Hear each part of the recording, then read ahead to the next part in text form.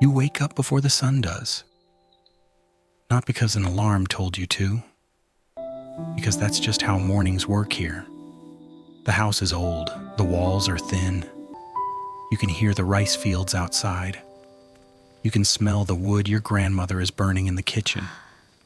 You live in the Inaka, the countryside, the middle of nowhere, if you ask anyone from Tokyo.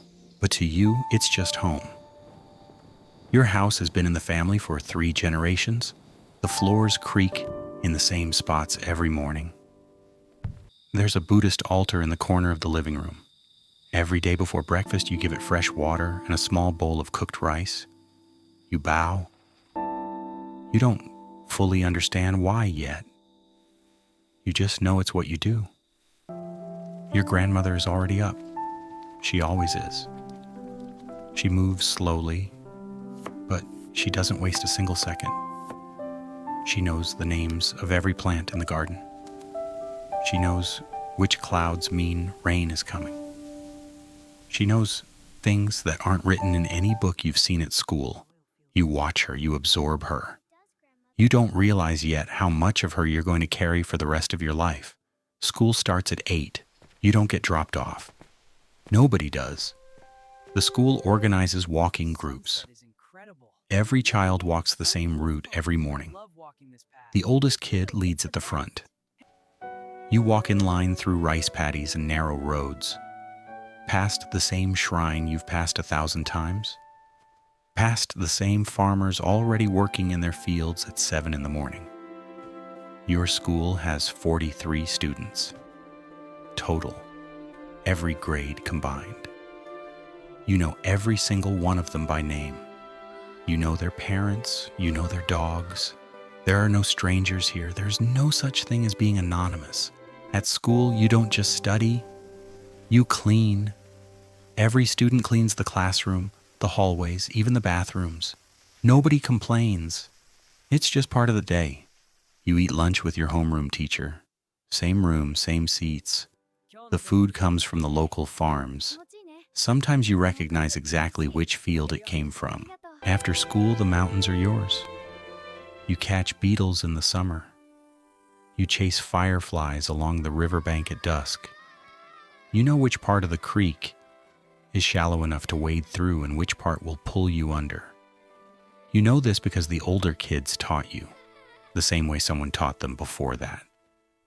There is no arcade, no shopping mall, no cinema within 40 minutes. But you don't feel the absence of those things yet because you've never had them to miss. Summers mean festivals. The whole village shows up. Paper lanterns, taiko drums, the smell of grilled corn and cold watermelon. Old men in yukata sitting on benches, watching the children run. You run too. You run until your legs give out and the stars above you look close enough to touch. Because out here there are actually stars. You know your neighbors. Not just their names. You know what they worry about. You know who lost a husband last winter. You know whose rice crop didn't come in well this year. Everyone knows everything about everyone. It feels warm sometimes. It feels suffocating other times. You haven't figured out which feeling is more honest. Then junior high comes. Something shifts. The pressure that was soft before becomes hard. Suddenly your teachers are talking about exams, about high school entrance scores, about your future. The future feels very far from the rice fields outside your window. You start to notice that the future apparently is somewhere else. The cram school flyers your teacher hands out list schools in the city. Not here, never here. You notice other things too. The village is quieter than it used to be. The house 3 doors down has been empty for 2 years. The old couple who lived there moved to live with their daughter in Osaka. Nobody moved in. The weeds around the front door keep growing. Your parents don't talk about it much, but you hear them late at night. There are not enough young people left to keep certain things running. The small clinic might close. The school bus route might get cut. You start to understand something that took you a long time to find the words for. The place you grew up in is slowly disappearing. Not all at once, quietly. A family here, a business there. A school that used to have 100 students now has 30. High school means leaving. Not a choice, really. The nearest high school is 40 minutes away by bus. You wake up earlier now. The bus is cold in winter. You arrive home after dark.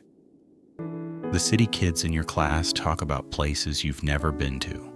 Restaurants, concerts, stores that stay open past 8.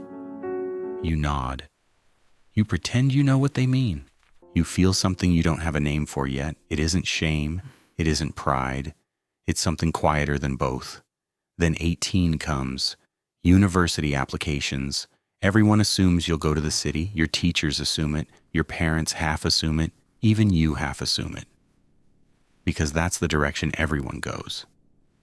The population graph of your town has a hole in it right around age 18. You've seen the chart on the community board outside the post office. The shape of it tells you exactly what's expected. You pack your things. You take the train to Tokyo. The train takes 4 hours. The city smells different, sounds different. The streets don't end. The buildings block the sky. You can walk for an hour in any direction and never see a single rice field. Nobody here knows your name. You call home on Sunday evenings. Your grandmother answers. She tells you about the rain last week, about the neighbor's new dog, about the festival coming up in August.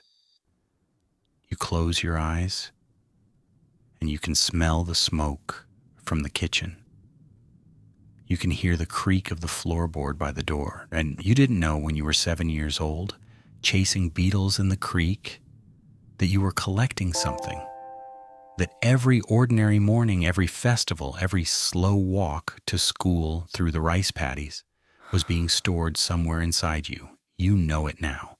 The city is fast. The city is bright. The city has everything your small town didn't. But some nights, sitting in your tiny apartment with the window closed, because the street noise never stops, you think about the stars you used to see above the festival grounds. You can't see a single one from here. You think about your grandmother at the altar every morning, the fresh water, the small bowl of rice, the bow she taught you without ever explaining it. You understand it now. You were honoring the ones who came before you, the ones who built the house, who planted the fields, who walked the same roads you walked every morning on the way to school. You open your laptop, you look up train times, you think maybe this summer you'll go home.